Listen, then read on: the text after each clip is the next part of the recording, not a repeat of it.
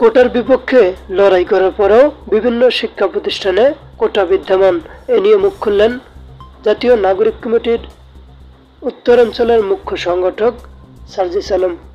গেল মঙ্গলবার সার্জিস আলম তার নিজের ভেরিফাইড ফেসবুক পেজে একটি স্ট্যাটাস দেন।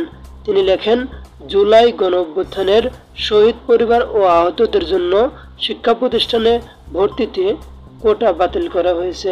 কোটার বিপক্ষে লড়াই শুরু করে সেটা গণঅভ্যুত্থানে রূপ নিয়েছিল, আমরা যেন সেটা ভুলে না যাই। জাতীয় নাগরিক কমিটির এই মুখ্য সংগঠক সার্জিস আলমের স্ট্যাটাস পড়ে মনে হচ্ছে তিনি ২৪-এর গণঅভ্যুত্থানকেই স্মরণ করিয়ে দিচ্ছেন। সার্জিস আলম তার স্ট্যাটাসের শেষ অংশে লেখেন, আমরা যেন সেটা ভুলে না যাই।